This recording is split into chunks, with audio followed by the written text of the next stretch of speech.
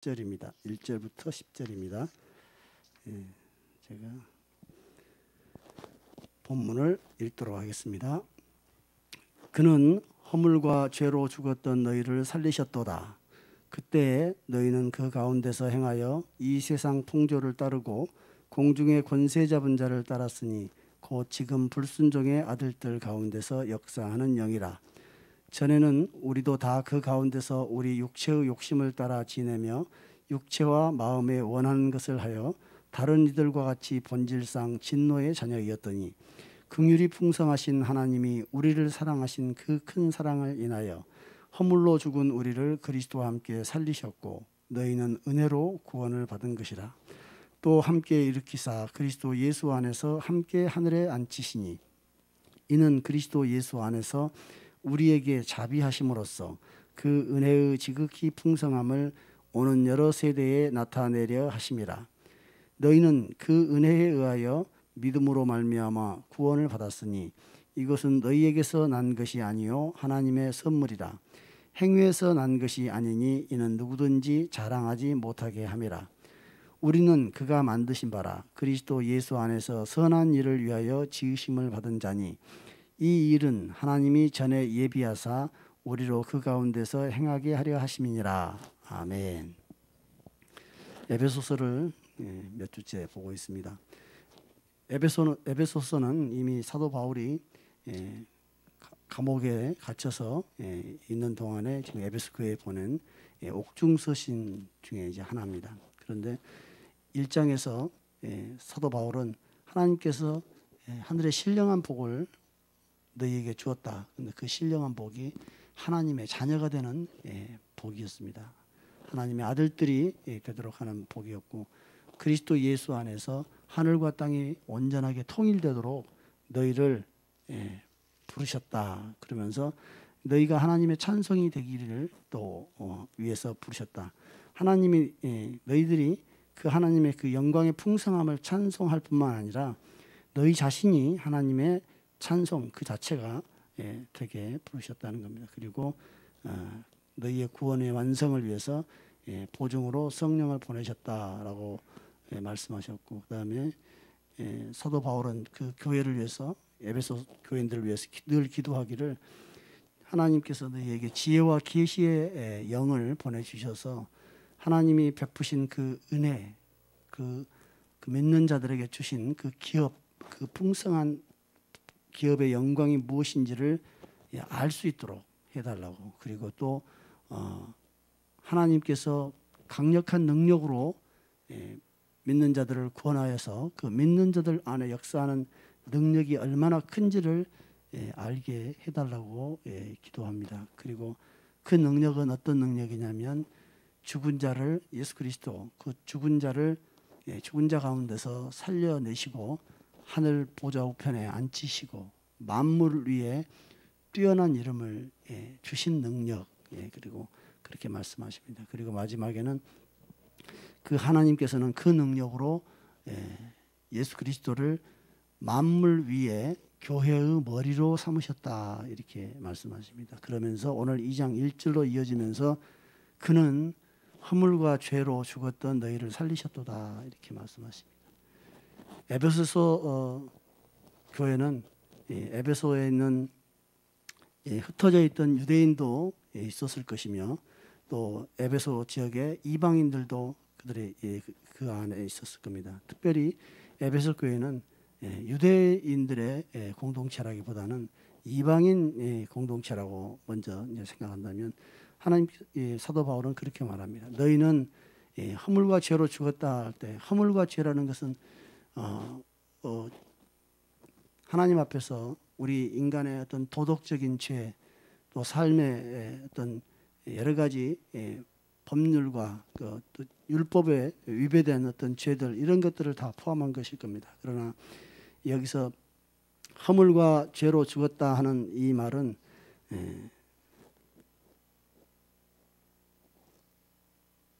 골로새서 2장에서는 이렇게 표현합니다. 사도 바울이 범죄와 육체의 무할례로 죽었던 너희를 하나님이 살리셨는데 허물과 죄로 죽었던 너희를 살리셨도다 하지 않고 골로새 교회에 보낸 편지에는 이렇게 말했습니다. 범죄와 육체의 무할례. 범죄라고 한다면 이제 오늘날 우리가 생각하는 범죄는 법을 어기는 것이 범죄입니다. 그러나 사도 바울이 말하는 범죄는 율법을 어기는 죄를 범죄라고 성경 분명히 특별히 율법을 기준으로 판단하는 겁니다. 또 육체의 무할례라는 것도 말이 육체의 무할례로 앞에 설명해 놓은 이유는 육체가 아닌 보이지 않는 할례, 그리스도 할례가 있다고 하기 때문에 여기서 사도 바울은 육체의 무할례라고 골로새서 2장에서는 말하면서 결국 범죄와 무할례로 죽었다 이렇게 말하면, 할례라는 것은 아브라함에게 처음 실시한 건데 하나님이 언약을 주고 언약의 보증으로서 할례를 받으라 하고 이제 언약의 표로서 할례를 받으라고 했거든요. 그래서 어떻게 보면 범죄와 무할례로 인해서 죽었다 하는 것은 율법을 어겼다는 것, 또 하나는 하나님과 언약 자체가 없다는 것, 이런 상태를 말합니다. 그러니 어떻게 보면 에베소서 1장에 있는 허물과 죄로 죽었던 삶은 뒤에 보면은 이제 3절에서 육체의 욕심을 따라 사는 삶, 육체와 마음에 원하는 대로 행하는 것, 그것은 갈라디아서는 육체의 일이다건 육체의 일은 음행과 또 더러운 것들과 또 간음, 분열, 이단 이런 것들이라고 분명히 육체의 현저한 일이라고 말합니다. 그런데 결국 허물과 죄로 죽었던 삶이 결국 육체와 육체의 마음으로 육체의 욕심을 따라 사는 삶으로 이어지는 삶인데, 먼저 사도 바울이 허물과 죄로 죽었다라고 하는 표현 속에는 단순히 어떤 그 도덕적이고 윤리적인 더러운 죄만을 말하는 것이 아니고 하나님의 법을 이렇게 어겼거나 또는 하나님의 법 또는 하나님과의 언약 자체가 없는 상태, 이것이 허물과 죄로 이미 죽은 상태라고 표현하고 있는 것 같습니다. 우리 이제 율법이 없는 이방인의 입장에서는 기준을 율법이라고 두지 않고 그냥 사회생활 또는 인간관계 속에서 허물, 죄 이런 것들을 생각하게 됩니다. 그러나 이것이 왜 율법이나 하나님과의 관계 속에서 허물과 죄가 있어서 죽었다라고 말하는 거냐면, 11절 오늘 읽은 본문 바로 그 다음 절을 보면, 그러므로 생각하라 너희는 그때 육체로는 이방인이요 손으로 육체 행한 할례를 받은 무리라 칭하는 자들로부터, 다시 말해서 할례를 받았다고 하는 유대인들로부터는 할례 받지 않는 무리라 칭함을 받는 자들이다. 너희는 이방인이고 할례 받지 않은 자라 칭함을 받는 자들이다. 그리고 그때 너희는 그리스도 바깥에 있었다. 그리고 이스라엘 나라 바깥 사람이요 약속의 언약들에 대해서는 외인이다. 약속의 언약들 바깥에 있는 사람들이고 세상에서 소망이 없고 하나님 없는 자다, 이런 표현을 이렇게 사도 바울은 11절에서 합니다.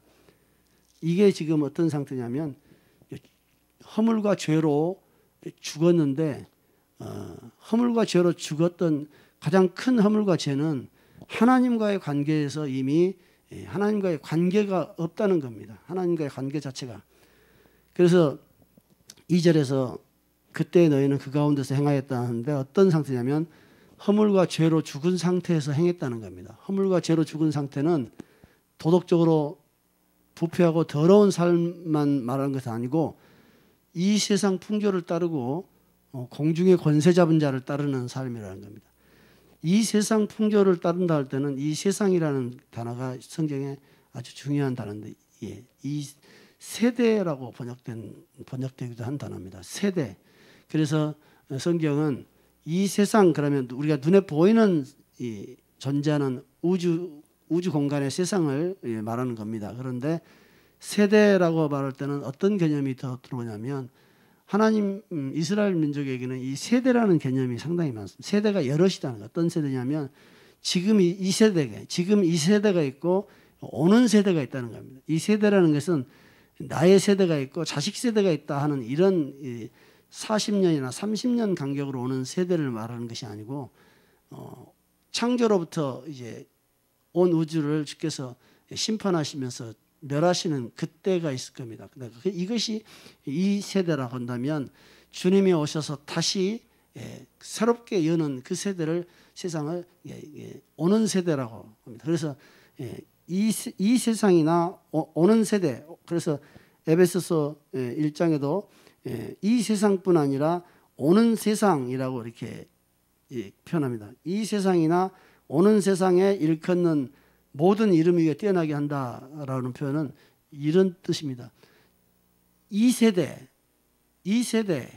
그리고 이 세대가 마무리되고 주님의 재림과 종말이 오고 나서 새롭게 열리는 새하늘과 새 땅의 세대, 이렇게 이해하시면 될 겁니다. 이 세대라는 말을 얼마나 헬라어로 표현할 때 재밌게 표현하냐면, 영원이라는 단어가 우리가 영원 전부터 주님께서 예비하시고 준비하셨다라고 이렇게 번역을 해놓은 그 단어가 어떻게 되어 있냐면 하나님의 세대라고 되어 있어요. 하나님의 세대. 영원은 하나님의 세대. 이 세대가 오는 세대는 이제 그래서 여러 세대에 오늘 이렇게 나타내려 함이라 하는 7절에 하나님의 지극히 큰 은혜의 풍성함을 오는 여러 세대에 나타내려 하심이라라고 말할 때, 여러 세대라는 것이 자식 세대에서 또 손자 세대, 또 증손자 세대, 뭐 쭉 이어지는 세대로 대대로 나타내려 하심이라라고 이해할 수도 있습니다. 그러나 이 이스라엘 사람들의 그 세대 개념은 이렇습니다. 오늘 이 정말로 주님이 마무리할 세대가 있고 다시 오는 세대가 있습니다. 심지어는 다시 오는 세대라고 하지 않고 오히려 그 영원한 세대는 하나님의 세대라고, 하나님 안에 있는 세대. 이 영어로는 age라고 표현을 하는데, age라는 것이 이 시대를 말합니다. 한 시대. 영어로 나이를 age라고도 하지만 시대를 표현합니다. 그래서 이 세상 풍조를 따른다고 말할 때는 맞습니다. 이 세상 풍조를 하면 금방 와닿습니다. 우리가 눈에 보이는 세상 풍조를 따른다는 건데, 이 세상 풍조 이렇게만 하면 그냥 이 세상만 있어 보이는데, 이제 이 세대가 있고 오는 세대가 있다라고 이렇게 우리가 인식을 하게 되면, 이 세대는 한시적이며 영원하지 않는 세대요. 이 세대의 기준은 눈앞에 너무나 명확하고 분명한 것 같지만 결국 지나갈 거라는, 그래서 요한일서 2장 15절에는 이 세상이나 이 세상에 있는 것들이 다 지나간다, 이렇게 표현을 하고 있습니다. 이 세대는 지금 현 세대가 이 세대입니다. 이 세대의 풍조, 이 세대의 사상, 이 세대의 그 문화, 이 세대의 삶의 어떤 방식, 이 세대의 어떤 기준, 이 세대의 어떤 이성적인 합리적인 어떤 하나의 체계, 이런 것들을 의지해서 따라가고 있는 것이 사실은 허물과 죄로 죽은 상태에서 걸어가고 있는 상태라고. 그것은 가장 기본적인 것은 부패하고 더럽고 양심 없고 추하고 악랄하고 위선적이며 이런 삶을 당연히 말하는 것이지만, 이런 삶을 넘어서서 교양 있고 바르고 똑똑하고 상당히 민주적이고 상당히 정의롭고 이렇게 보이는 것조차도 이 세대의 풍조라는 겁니다. 공중의 권세 잡은 자를 결국 따르는 삶이라고 하는데, 그 공중의 권세 잡은 자를 따른다고는 전부 다 생각하지 않습니다. 누구든지 다 자기가 주체가 되어서 행한다고 생각하는데, 그리스도 예수님의 계시를 받은 사도는 이렇게 말합니다. 그런 사람들은 사실은 공중의 권세 잡은 자를 따르고 있는 상태다. 그리고 바로 그게 누구냐면 하나님의 말씀을 불순종하고 그리스도의 복음을 불순종하는 사람들 속에서 움직이고 역동하는 영이다. 그 영을 사실은 따라가고 있으면서도 따라가고 있다고 생각하지 않는다. 사실은 허물과 죄로 죽은 상태인데, 하나님께 대해서 완전히 죽은 상태인데 자기는 죽었다고 생각하지 않는다. 오히려 하나님이 죽었다고 다들 생각한다. 그래서 그들은 결국에는 주인이 자기이기 때문에 자기 육체의 욕심을 따라갈 수밖에 없다. 왜냐하면 따라가도, 육체의 욕심을 따라가도 그게 하등의 갈등이 되지 않기 때문이다. 육체의 욕심이라는 것은 더러운 음행, 살인, 우상숭배, 탐하는 것, 분열, 이단, 시기, 투기, 이런 더러운 것들뿐만 아니고 아름다운 세상을 만들겠다고 하는 것조차도 육체의 욕심이라는 거예요. 하나님 없이 자기가 정의를 세우겠다고 하는 것도 사실은 육체의 욕심입니다. 그래서 육체와 마음에 원하는 것을 해서 더럽게 살든지 마치 하나님 없는 세상을 스스로 세울 수 있는 것처럼 산다는 겁니다. 그래서 그런 자들은 하나님 보시기에는 결국에는 진노의 자녀입니다. 본질상 진노의 자녀인데, 이 진노 상태는 기본적으로는 에베소서 5장 5절에도 말씀한 것처럼 음행하는 자나 더러운 자나 탐하는 자, 곧 우상숭배자는 그리스도와 하나님 나라에서 기업을 얻지 못할 것이다. 또 갈라디아서 5장에서도 그렇게 말합니다. 갈라디아서 5장에서도 분쟁이나 투기와 시기와 원수 맺는 것, 우상숭배, 분열하는 것, 당 짓는 것, 이런 것들이 다 육체의 욕심을 따라 육체와 마음이 원하는 대로 행하는 것인데, 이렇게 하는 자들은 하나님의 나라를 유업으로 받지 못하는 것이다 라고 말합니다. 그게 본질상 진노의 자녀의 상태, 진노를 받게 되는 이런 것들 때문에 하나님의 진노가 임한다라고 말씀합니다. 그러나 역으로 보면 이런 악함과 더러운 것뿐만 아니고 하나님 없이도 스스로 선하고 하나님 없이도 스스로 만족하고 하나님 없이도 스스로 자랑하는 것조차 하나님의 시각에서는 결국에 진노의 대상일 뿐입니다.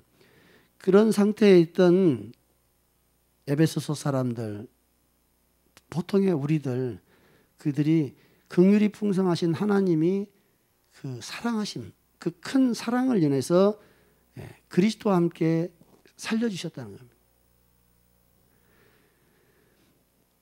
그리스도와 함께 살려주신 것은 주님이 육체로 그 일을 이루셨다고 말씀하십니다. 자신의 육체로 이 허물과 죄로 죽은 자들을 자신의 육체로 자기가 죽으심으로 말미암아 그 죄를 사하시고 그가 다시 살아나실 때 그리스도와 함께 이 허물로 죽은 우리가 살아났다는 겁니다. 사도 바울은 놀랍게도 허물과 죄로 죽은 너희라고 계속 처음에 이야기를 시작하다가 살리셨고라고 할 때부터 하나님이 우리를 사랑하신 그 큰 사랑을 인하여 우리를 살리셨다라고 할 때부터는 너희를만 이야기한 게 아니라 자신까지 포함해서 우리를 살리셨다라고 이렇게 표현의 대상들이 이제 더 확대됩니다. 그래서 허물로 죽은 너희나 나까지 해서 우리를 그리스도와 함께 살리셨다. 그리스도와 함께 살리셨다고 하는 그 말씀을 주님은, 사도 바울은 은혜로 구원받은 것이다 라고 이렇게 말합니다. 그리고 8절에 가서는 그 은혜에 의하여 믿음으로 말미암아 구원을 받았다라고 말하는데, 놀라운 것은 사도 바울이 4절 5절에서 하나님이 그 큰 사랑으로 예수 그리스도의 육체를 보내셔서 그 육체의 죽음과 부활을 통해서 허물과 죄로 죽은 모든 사람을 살리셨는데, 허물과 죄로 죽은 자들이 회개했다거나 그의 죽으심과 피 흘리심을 믿었다거나 이런 표현과 설명이 이 이야기에서는 전혀 나오지 않습니다. 그러면서 그냥 바로 하나님이 그 큰 사랑으로 우리를 살리셨다 이렇게 바로 직접 말씀하십니다. 하나님께서 우리를 살리셨다면 허물과 죄로 죽은 그 이방인 에베소 사람들처럼 우리도 동일하게 하나님의 그 큰 사랑으로 우리를 그리스도와 함께 살리셨다면 그냥 살리신 것으로 우리가 살아나면 되는 건데 왜 믿음으로 말미암아 구원을 받는 것인지. 그 은혜는 반드시, 그 은혜라는 것은 하나님의 그 큰 사랑으로 허물과 죄로 죽은 이방인 에베소인 또 우리를 그리스도와 함께 살리신 일이 하나님이 하신 일입니다. 그런데 그것을 믿음으로 말미암아 구원을 얻는다고 8절에서는 말합니다. 먼저는 은혜가 있어야 되는 것이고 우리의 믿음으로 구원받는 것이 아니고 먼저는 하나님의 그 큰 사랑이 있어서 죄로 죽은 우리가 살아날 수 있었던 겁니다. 예수 그리스도가 자기 육체를 죽음에 내놓으시고 다시 하나님이 살리시는 그때 우리가 다시 살아났기 때문에 그분의 은혜가 우리를 구원하는 첫 번째 그 핵심 원인입니다. 그런데 그 은혜가 있으면 그대로 족하면 되는데 주님께서 죽으시고 우리를 살리셨다는데 우리는 그걸 믿어야 된다는 거예요. 그 은혜에 의하여 구원을 받지만 그 은혜를 믿음으로 말미암아 우리가 구원을 받는다는 거예요. 결코 믿음이 우리를 구원한 것이 아니고 그 은혜가 우리를 구원하는 것인데 믿음 없이는 그 은혜가 우리에게 전혀 은혜가 될 수 없다는 것을 말씀 속에서 유추해 볼 수 있습니다. 은혜로 우리를 구원하신 이유는 우리의 행위가 아니라 하나님의 선물로 우리를 주기 위해서 은혜를 주신 거죠. 만약에 우리의 행위나 우리의 어떤 먼저 회개하고 먼저 우리가 악에서 떠나고 먼저 이제 우리가 정말 하나님 앞에 합당하고 의로운 일을 해서 하나님 앞에 어느 정도 갚았기 때문에 하나님이 주신 거라면 그건 행위에서 난 것일 겁니다. 그러나 이것은 하나님의 선물로 주신 거라는 거예요. 행위에서 난 것이 아니어서 누구도 그 선물로 받은 것은 자랑할 수 없다는 겁니다. 그런데 이 선물로 받는 방법이 그분이 은혜로 주신 거기 때문에 그냥 믿을 뿐입니다. 그러니 믿음은 어떻게 보면 가장 대가 지불이 없고 가장 비용이 안 드는 것일 수도 있습니다. 하나님께서 죽으시고 그리스도의 죽음과 부활을 통해서 우리를 구원하셨는데 그것을 내가 믿음으로 말미암아 구원에 이르는데 우리는 믿음이 행함이 없는 믿음은 죽은 것이다 라고 말하며 믿음을 많이 그 믿음의 의미를 또 강조합니다. 그러나 여기서 사도 바울은 그 믿음이 너무 어렵다고 말하지도 않고 그냥 하나님이 그 큰 사랑으로 우리를 살리셨다. 허물로 죽은 우리를 살리셨다. 그런데 그 허물로 죽은 우리를 살리신 그 자체가 바로 은혜로 우리를 구원한 것인데 그 은혜, 선물로 준 이것을 우리가 그냥 받아서 이렇게 구원받았다면 우리는 예수께서 죽으심으로 우리는 다 구원받았다 이렇게 말해버리면 될 건데 믿음으로 말미암아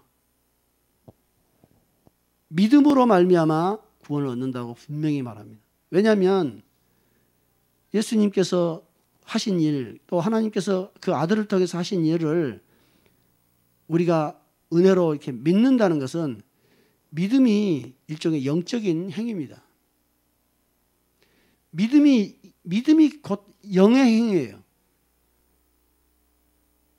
의지가 있고 감정이 있듯이 믿음은 영의 활동입니다. 믿음은 어떻게 보면 내 의지와 감정을 다 섞어서 던지는 건데 결국 그를 믿는다는 것은 나의 의지나 감정이나 이런 것들을 결국 하나님 앞에 연결시키는 겁니다. 믿음이라고 하는 것은 사실 눈에 보이는 개념이 아닙니다. 하나의 관념적인 내용일 텐데 어떤 사실을 믿음으로만이 나에게 사실이 되게 하는 겁니다. 이게 진짜 사실이어도 내가 믿지 않는다면 내게 사실이 아닌 것이죠. 달기 난 계란이 내 눈에 보이는데 나는 이 계란이 가짜 플라스틱으로 만든 계란인 것 같아 라고 생각하고 마음에 계속 받아들이지 않으면 그게 달기 난 유정란일지라도 나에게는 계란이 아닌 겁니다. 또 반대로 플라스틱으로 만든 가짜 계란을 놓고 이게 달기 난 계란이라고 생각하고 나 집에 계란 하나 있어 라고 믿고 그렇게 여길 수 있습니다. 그러나 그 계란을 탁 깨서 후라이를 해 먹으려고 봤다? 그건 가짜 계란입니다. 믿음은 이런 것입니다. 믿음은 어떠한 사실을 내게로 현실이 되게 하는 겁니다. 그런데 그 믿음의 대상이 가짜라고 한다면 그것은 허망한 것이지만 믿음의 대상이 실제라면 믿음 아니고는 내가 받아들일 수 있는 것이 없습니다. 현실 속에서도 우리는 믿음을 사용합니다. 저 뒤에 책장에 가서 30cm 잣대를 가지고 여기서 15cm만 종이를 잘라서 끊으려고 잣대를 갖다 놓고 자릅니다. 우리는 이 잣대를 사갖고 오면서 이게 규격에 맞춘 정상적인 KS 규격으로 미터법에 맞게 자 눈금을 만들었을 거라는 당연히 믿고 쓰는 겁니다. 우리 어느 누가 장난치듯이 자의 눈금을 한 10% 정도만 약간 바꿔놔가지고 갖다 놓는다 하더라도 우리는 그걸 당연히 30cm 자라고 생각하고 씁니다. 검증하고 측정해보기 전까지는. 그런 것처럼 우리 일상생활에는 그냥 다 모든 게 다 믿음입니다. 하물며 다른 사람이 말한 말, 약간 잘못 알고 하는 말까지도 우리는 믿고 듣습니다. 믿음은 어떤 존재하는 사실을 내가 인식하는 하나의 방법입니다. 이 믿음이 없으면 아무것도 인식이 안 됩니다. 영이. 그래서 특별히 이 하나님께서 이루신 이 은혜를 우리가 우리의 것으로 받아들이는 과정은 이 믿음 없이는 우리 것이 될 수 없기 때문에. 그래서 이 믿음은 공로가 아닙니다. 어떤 사람은 믿음으로 구원받는다니까 믿음도 우리 노력이라고 생각해서 공로로, 그 믿음이 공로니까 공로로 구원받는 거 아니냐 이렇게 생각하는 사람들도 있는가 봐요. 그런데 믿음은 우리의 공로가 될 수가 없습니다. 믿음은 공로 정도까지 될 수는 없는 겁니다. 인식하는 하나의 방법일 뿐입니다. 영적인 것들, 하나님이 주신 것들, 우리가 알지 못하는 어떤 것들을 주었을 때 우리는 그걸 믿음이라는 것을 통해서 인식합니다. 눈에 보이는 것을 보고 내가 내 시야에 태양광을 통해서 빛을 통해서 내 시각으로 들어온 물건을 통해서 저게 선풍기 모양으로 된 난로구나 하고 인식하는 것조차도 믿음입니다. 이게 우리의 모든 삶이 믿음인데 그것이 속는 경우가 있고 허망한 것을 믿을 경우도 있습니다. 그런데 믿음 없이는 나의 바깥에 있는 것들을 나에게로 끌어들이는 과정에서 믿음 없이는 어떤 것도 받아들일 수가 없습니다. 지금 존재하는 어떤 것도 내가 영으로 환시를 어떤 걸 봤다고 그것도 믿음으로 받아들인 겁니다. 영으로 꿈을 꿨는데 그걸 받아들이는 것도 믿음으로 받아들이는 겁니다. 내가 본 모든 것이 사실이라는 것을 내가 인식하는 과정은 전부 다 믿음입니다. 실제하지 않는 것도 우리는 상상할 수 있듯이 그 믿음이라는 것을 근거로 받아들이는데 문제는 그걸 받아들일 때 그 실체가 속이는 것이고 가짜를 믿는다면 이제 그만큼 이제 손실을 보게 되거나 피해를 입게 되겠죠. 오늘 본문에 말씀하신 것처럼 허물과 죄로 죽었던 너희라는 것은 하나님의 법에서 이미 벗어나 있는 상태입니다. 이방인들은 언약도 없는 상태입니다. 그래서 그냥 도덕적인 죄를 범하기 전에 이미 하나님에게서 떨어져 있는 상태, 하나님을 모르는 상태, 하나님의 법이 없고 율법도 없고 또 언약도 없는 상태, 이런 상태는 이미 허물과 죄로 죽은 상태입니다. 특별히 도덕적인 죄를 범하기 전에 이미 죽은 상태입니다. 이런 상태는 결국 이 세대, 하나님을 반역하고 하나님의 다스림을 거역하는 이 세대의 풍조를 그냥 따라가게 돼 있어요. 그 다음에 이 세대의 공중의 권세 잡은 자를 따라갈 수밖에 없습니다. 그래서 그 사람들 속에서는 이 영이 역사하는 것이라고 말하는 겁니다.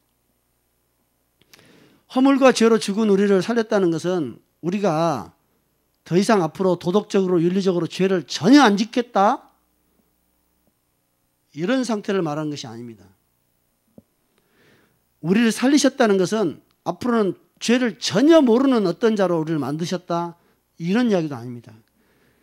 그리스도와 함께 우리를 살리셨다는 것은 이제는 이 영을 안 따라갈 수 있게 길을 열어놓으셨다는 겁니다. 이 세상 풍조를 안 따라가도 되는 상태로 만들어 놨다는 겁니다. 그래서 6절에는 또 함께 일으키사 그리스도 예수 안에서 하늘에 앉히시니라는 말씀을 하세요. 이 하늘에 앉혔다는 것은 마치 우리가 하나님 계시는 영원한 그 하늘에 우리가 앉아있다는 말씀으로 인식하기보다는 하늘의 영역에 앉았다는 겁니다. 하늘의 영역에 앉았다는 겁니다. 헬라어 그 성경의 그 직역을 그대로 하면 하늘의 영역, 하늘의 통치 영역에 앉아 있다는 거예요. 그 전에는 우리는 하늘의 통치 영역에 앉아 본 적이 없고 그냥 공중의 권세 잡은 자에게 붙들려서 따라가는 그 영을 따라가고 이 세대의 풍조를 그냥 따라가는 것이 우리의 삶이었는데, 그것이 이제 죄와 허물로 죽은 상태고, 그래서 이 죄와 허물로 죽은 사람은 어떤 사람이냐면 육체의 마음과 육체와 마음이 원하는 정욕이 자기의 신이었습니다. 그래서 우리는 그렇게 살 수밖에 없고 그렇게 사는 것이 내가 주인 되어 사는 삶이며 나의 주체적인 삶이었습니다. 그런데 주님께서 십자가에 죽으시고 부활하심으로 인해서 이제 우리에게 그 고리를 끊어주셨습니다. 그래서 우리를 살리셔서 하나님께 대해서 산 자가 되게 해주셨습니다. 그리고 하늘의 영역에서 이제 이 공중의 권세 잡은 자, 이 불순종하는 아들들 가운데 역사하는 이 영을 따라가지 않을 수 있는 하늘의 영역에 들어가게 해준 겁니다. 그것을 믿음으로 이제 알아내는 겁니다. 그것을 믿음으로 자기 것으로 가져가는 겁니다. 여전히 그리스도인도 죄에 빠질 수 있고 여전히 그리스도인도 유혹을 받아서 어둠의 일을 행할 수 있습니다. 그래서 사도 바울은 그렇게 말합니다. 예전에는 우리가 어둠이었지만 이제는 빛의 자녀이다. 그러니 빛의 자녀답게 살자, 이렇게 말합니다. 우리가 어둠에서 빛으로 옮겨서 이제 더 이상 어둠을 전혀 행하지 않을 그런 자로 바뀌었다면, 어둠에서 우리는 빛으로 옮겼다, 그러면 끝인데, 빛의 자녀답게 살자라고 말하는 것은 빛의 자녀답게 살지 못할 때가 있을 수 있다는 겁니다. 골로새서 2장에서 사도 바울은 이렇게 말합니다. 허물과 죄로 죽은 우리가 살아났다. 주님께서 허물과 죄로 죽은 우리를 살리셨다는 겁니다. 어떻게 살리셨냐? 골로새서에서는 골로새 교회한테 보낸 편지에는 사도 바울이 이렇게 말합니다. 범죄와 육체의 무할례로 죽었던 너희를 하나님이 그와 함께 살리시고, 죄와 허물과 죄로 죽었다고 하는 그 표현을 여기서는 범죄와 무할례로 죽었다고 이렇게 표현을 해요. 그래서 무할죄라는 것은 하나님과의 관계성이거든요. 하나님과의 언약의 보증이거든요. 범죄도 율법을 어기는 것이 범죄거든요. 그러니까 하나님과 하나님의 법을 떠나서 우리가 범죄나 허물이나 죄를 생각할 수가 없는 겁니다. 그리고 나서 그 하나님 우리를 살리셨는데 살리시고 어떻게 했냐면 우리 모든 죄를 사하셨다는 거예요. 죄 아래에 있던 모든 죄를 사했다는 겁니다. 그리고 두 번째는 우리를 거스르고 불리하게 하는 법조문으로 쓴 증서, 법조문으로 쓴 증서를 지우시고 제하고 버리사 십자가에 못탕탕 박았다 이렇게 표현하고 있어요. 그러면 법조문으로 쓴 증서는 무엇이냐? 이거 율법 아닐까? 그러면 율법을 지워버리고 제해버리고 버려버렸다는 것일까? 어떻게 율법을 폐하했다고 율법을 그럼 지킬 필요가 없는 것인가? 이런 이제 질문을 하게 될 거 아닙니까? 하나님은 우리가 죄를 범하는 것을 그냥 눈 감아주지는 않습니다. 죄는 죄입니다. 그러나 율법은 그리스도 안에서 율법은 폐하해졌다고 말합니다. 근데 사실은 율법이 폐하해지고 율법이 지워지고 율법이 십자가에 못 박힌 게 아니고 로마서 7장에서는 우리 육신이 십자가에서 못 박혔다는 겁니다.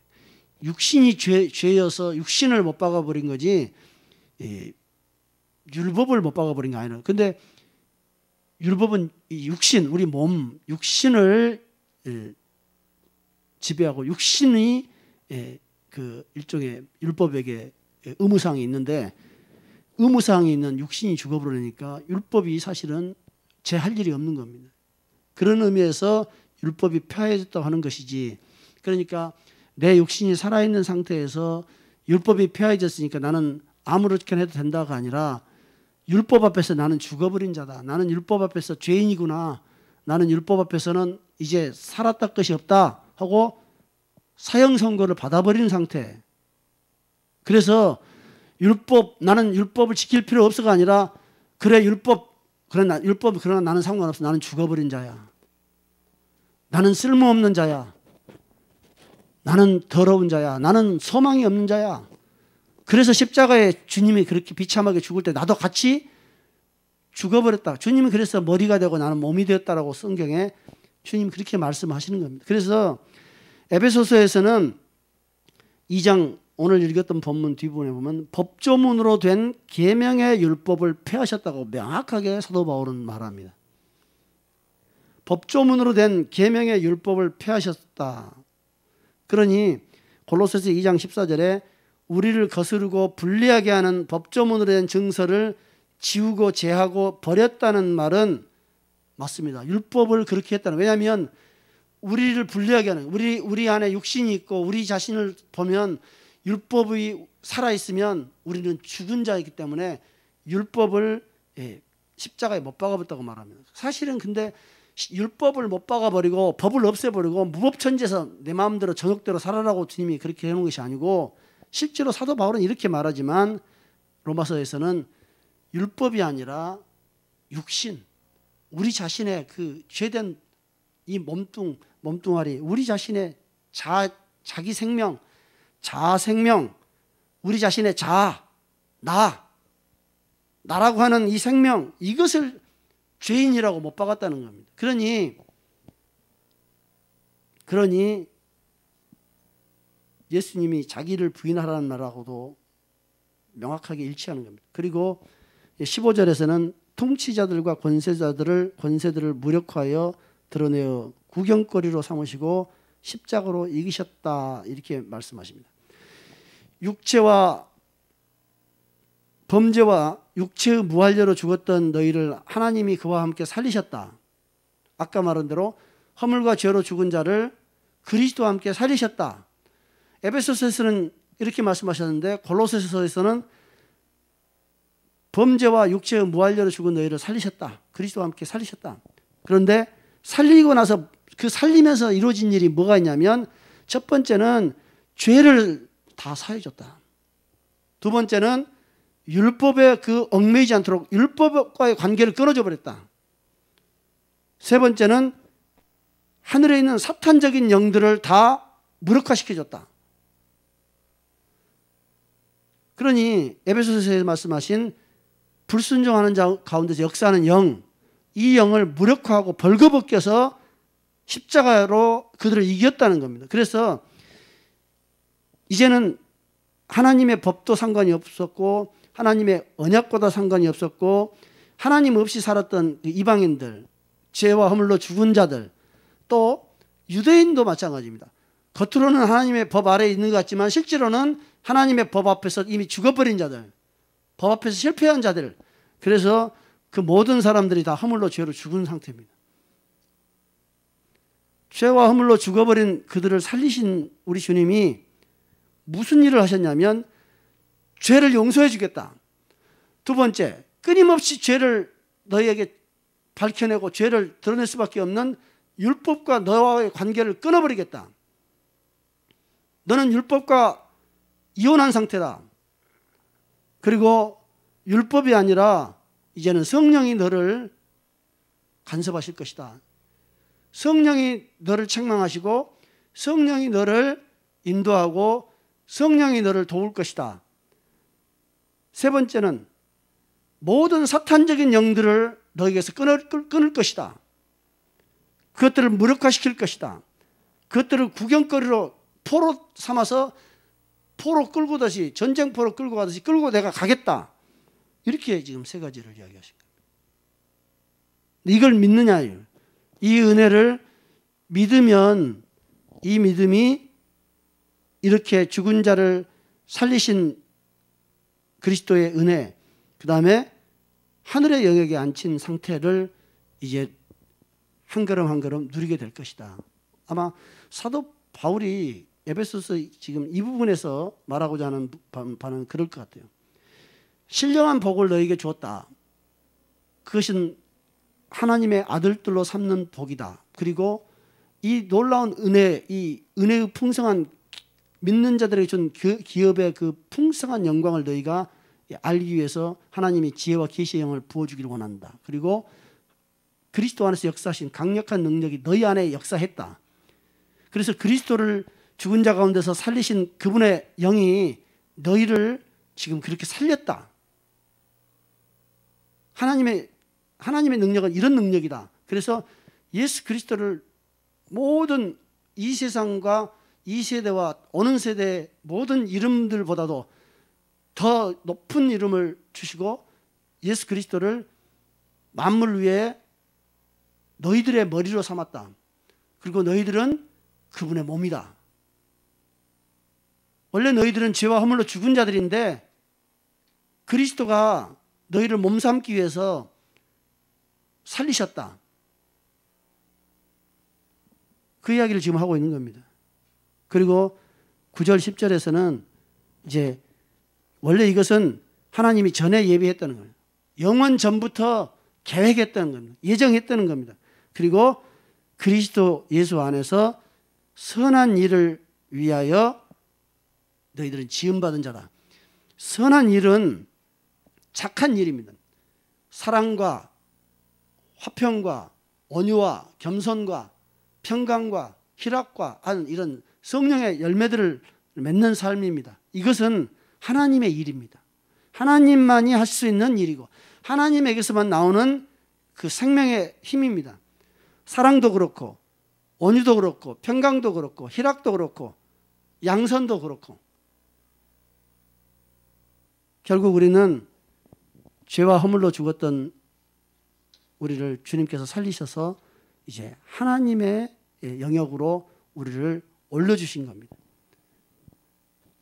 그럼에도 불구하고 우리는 육체의 욕심을 따라서 육체와 마음이 원하는 것을 행했던 예전에 본질적으로 진노의 대상이었던 그 삶으로 자꾸 끌려갈 때가 있습니다.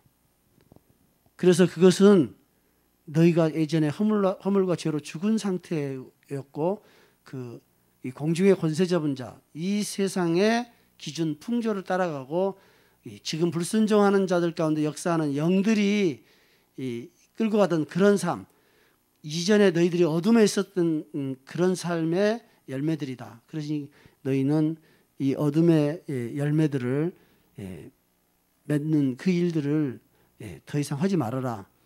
또 어둠의 열매를 맺을 상황이 너희들에게 있을 수 있으니 조심하라. 이렇게 지금 말씀하고 있습니다. 오늘 에베소서 2장 1절부터 10절에서는 그 이야기는 구체적으로 하지 않지만 뒷부분에 가서 그 이야기를 하고 있음을 봅니다. 우리 주님께서 육체로 오셔서 죽으시고 부활하셨습니다. 그래서 골로새서 2장 12절은 로마서 6장에서 말씀하신 것처럼 너희가 세례로 그리스도와 함께 장사되고 죽은 자들 가운데서 그를 일으키신 하나님의 역사를 믿음으로 말미암아서 그분 안에서 함께 일으키심을 받았다. 이렇게 표현을 합니다. 그러니 우리는 예수 그리스도의 이름으로 세례 받을 때 나의 죄된 삶, 죄와 허물로 죽은 나의 삶이 죽었다, 장사됐다. 그리고 죽은 자 가운데서 예수 그리스도를 일으키신 그 하나님의 놀라운 그 일들을 내 마음에 믿어. 그것을 믿을 때 사실은 나도 이제 예수님 안에서 이미 일으켜져 있는 상태다. 그것은 내가 일으켜져 있다는 것은 이미 이 공중의 권세 잡은 자 안에서 역사하는 영들, 그 영들에게 이제는 더 이상 안 끌려가도 되는 자, 다시 말해서 하나님의 영역에서 걸어갈 수 있는 자로 나를 일으켜 세워주셨다. 이것이 복음입니다. 이것을 믿는 자, 이것을 알고 믿는 자, 그 믿는 자가 구원을 누리는 자고 그것이 바울이 전하는 복음입니다.